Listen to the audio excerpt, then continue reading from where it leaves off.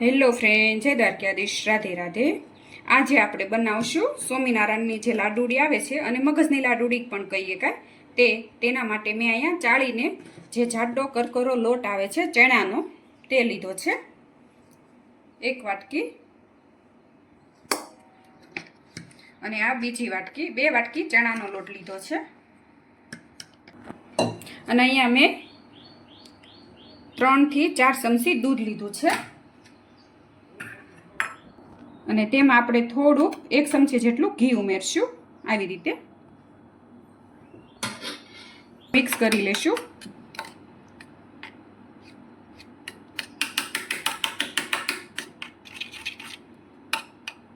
અને આ દૂધ અને ઘીનું મોણ આપણે લોટમાં દઈશું અને મિક્સ કરી લેશું આવી રીતે.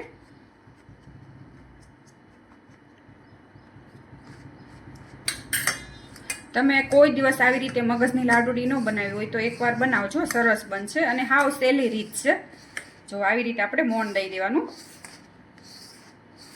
એટલે કણી કણી પડી જાય લોટમાં, અને આવી રીતે 2 હાથેથી મિક્સ કરી લેવાનું.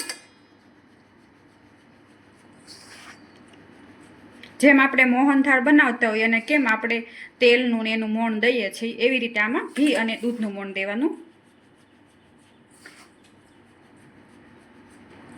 અહીંયા મોણ દેવાઈ ગયું છે અને આવી રીતે કણી કણી થઈ ગઈ છે. હવે આપણે આને સાળી લઈશું. તેના માટે અહીંયા મેં જે આપણે લોટ સાળતા હોય એ ચાયણી લીધી છે, અને તમે આપણે ઘઉં સાળવાની આવે એનાથી છે નાની જાળી હોય તે પણ હાલે. આવી રીતે આપણે સાળી લઈશું.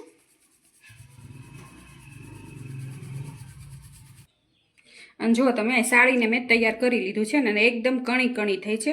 આવી કણી પડે તો જ આપણી લાડુડી સરસ બનશે. આવી રીતે કણી પાડવાની, અને હંમેશા લાડુડીમાં અને મોહનથાળમાં જાડો લોટ જ લેવાનો. અને હવે આપણે આને શેકી લઈશું. લઈ લીધી છે અને તેમાં આપણે 1 વાટકી ઘી ઉમેરશું.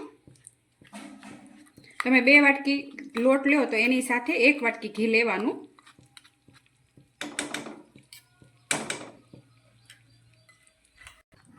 અને અહીંયા ઘી ગરમ થઈ ગયું છે, તેમાં આપણે આ જે લોટ તૈયાર કર્યો હતો તે ઉમેરી દઈશું.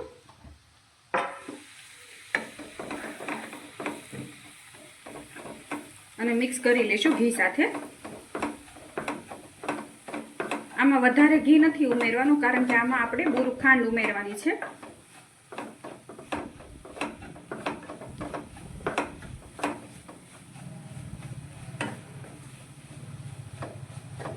આવી રીતે શેકી લેશું, આછો બદામી કલરનું થાય ને ત્યાં સુધી.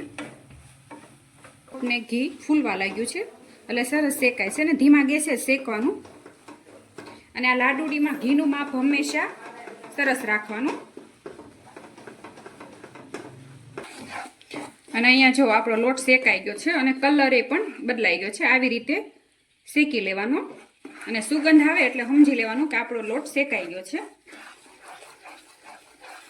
અને હવે ગેસ બંધ કરી દઈશું અને થોડીક વાર માટે આપણે ઠરવા દઈશું. અને આને શેકાતા 10 થી 12 મિનિટ થઈ છે મારે. અને અહીંયા જુઓ તમે, આપણું આ લોટનું મિશ્રણ તૈયાર છે, ઠરી ગયું છે. આપણે હાથ અડીકી એવી રીતે ઠારવાનું.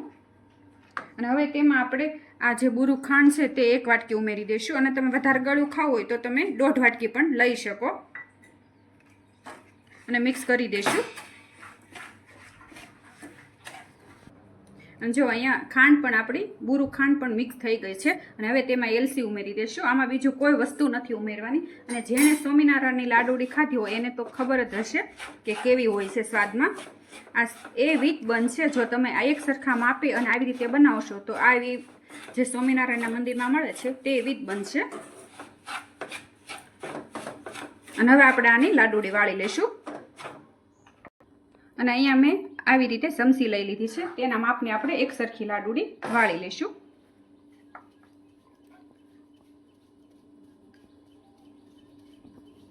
થોડીક આમ ભી દઈ દેવાની એટલે સરસ વળશે.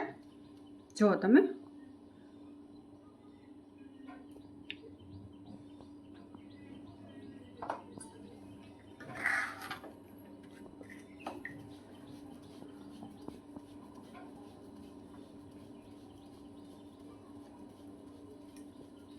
આવી રીતે આપણે બધી લાડુળી તૈયાર કરી લેશું.